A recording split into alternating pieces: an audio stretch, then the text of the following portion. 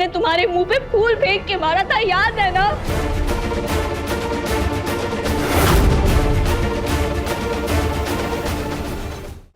Please मुझे माफ कर दे।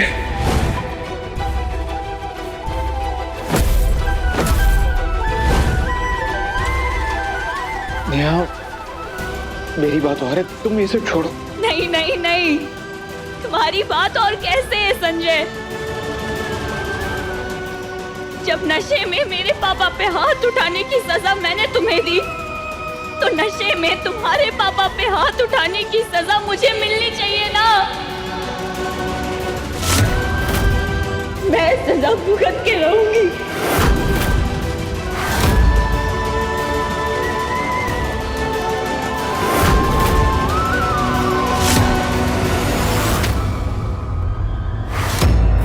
मेरी साजिश तेरी सजा तो जरूर बनेगी आज। नेहा, तुम समझ क्यों नहीं रही हो? ये तुम्हारी गलती नहीं है, ये नशे की गलती है। ने भी माफी मांगी थी संजय, रोए थे, गिड़गिड़ाए थे कि नशे में गलती हुई है, और मैंने तुम्हारी एक नहीं सुनी। याद करो मैंने क्या कहा था। मैं मानता हूँ कि मुझसे गलती हुई है, जो कुछ भी हुआ मैंने जानबूझ के कुछ नहीं किया। मैंने नशे की हालत में। ये क्यों नहीं कहते कि नशे में तुम्हारी असलियत सामने आ गई? याद आया मैंने क्या कहा था? मैंने कहा था कि तुम नशे में मेरे पापा पे हाथ उठा सकते हो, लेकिन अपने पापा पे कभी हाथ नहीं उठाओगे। नशा तो तुमने बहुत किया होगा ना संजय त्रिपाठी, पर नशे की हालत में तुमने कभी अपने मम्मी पापा पर हाथ क्यों नहीं उठाया? मैंने कहा था कि अपनी गलती का दोष अपने कैरेक्टर को देना चाहिए, ना कि शराब को। प्रॉब्लम शराब में नहीं, तुम्हारी सोच में है, तुम्हारी बिहेवियर में है, तुम्हारी परवरिश में है, तुम्हारे संस्कारों में है। मैंने कहा था कि शराब इंसान की फितरत नहीं तय करती। शराब के नशे में इंसान वो बन जाता है जो वो असल में होता है। कहा था ना, जब वो सारी बातें तुम्हारे नशे में होने पर तुम पर लागू होती है, तो मुझ पर क्यों नहीं? बस! बहुत हुई ये नौटंकी तेरी। हाँ हाँ की है तूने गलती, अपराध किया है, पाप किया है, और तुझे उसका प्रायश्चित करना ही होगा। सजा भुगतनी ही होगी तुझे।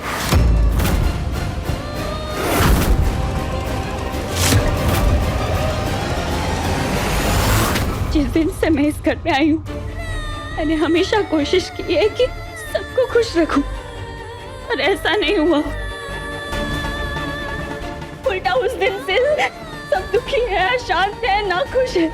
आज मुझसे बड़ों का अपमान करने का महापाप हो गया, इसलिए मैं आज सबके सामने खुद को सजा सुनाती हूँ।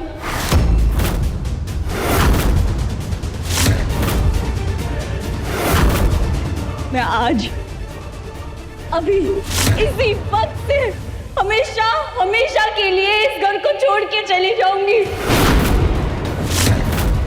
और कभी लौट के नहीं आऊंगी।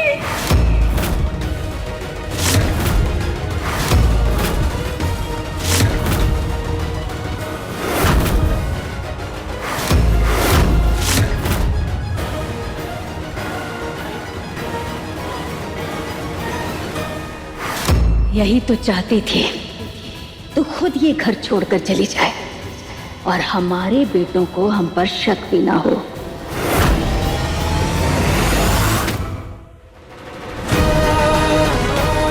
जाओ नेहा, खुद को इतनी बड़ी सजा मत दो।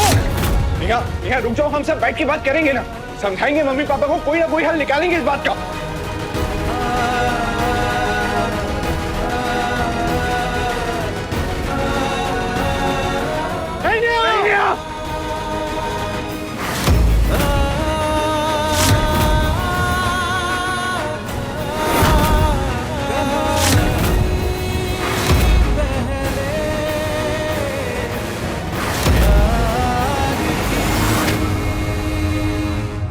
संजू अज्जू, जाने दो उसे और अंदर आ जाओ। मैं सब कुछ बर्दाश्त कर सकती हूँ, लेकिन तेरे पापा का कोई अपमान करे वो बर्दाश्त नहीं करूंगी। इसीलिए इस बदतमीज और असंस्कारी लड़की का इस घर से जाना ही अच्छा है।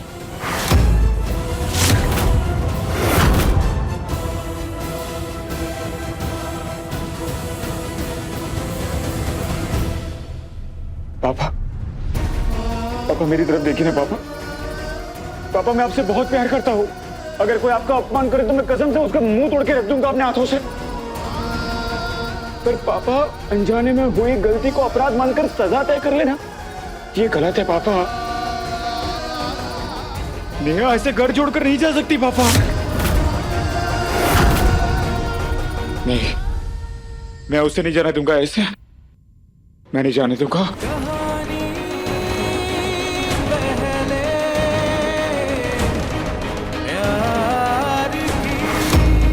संजू! नेहा! संजू रुक जाओ!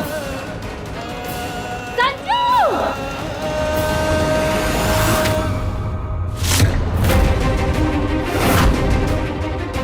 इतनी मशक्कत, इतनी मुश्किलों से ये मनहूस इस घर से निकली है और मेरा अपना ही बेटा मेरे किए कराए पे मिट्टी डालने में लग गया है। हे भगवान, कहीं संजू उस मनहूस को हाथ पकड़ के वापस न ले आए। चलिए हम भी निकलते हैं, इनका पारिवारिक मामला है, खुद ही हल कर लेंगे। नमस्ते बेबी जी। नमस्ते।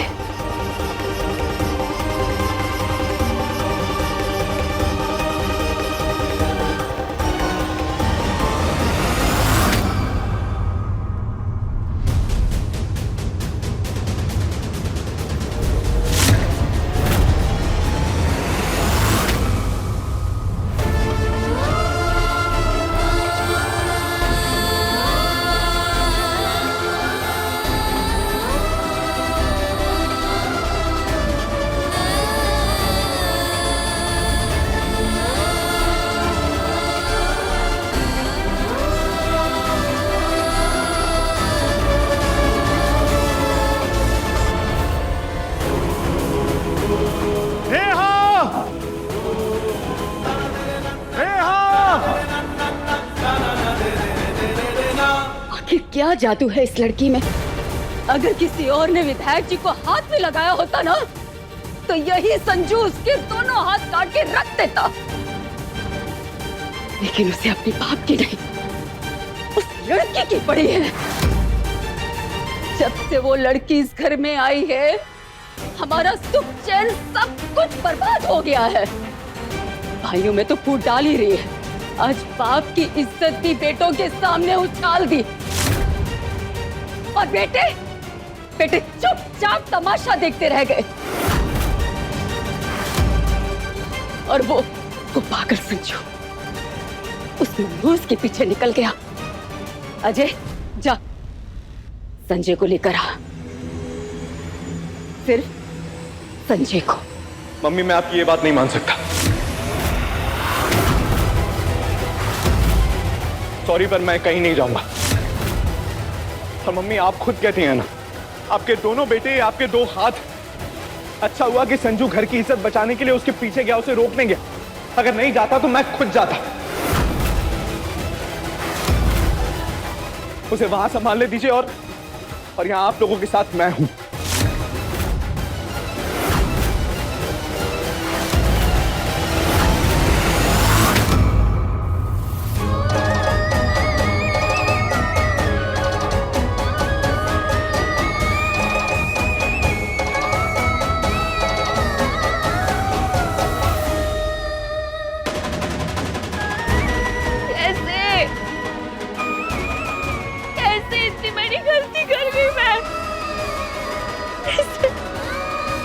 ऐसे मैं इतना गिर गई।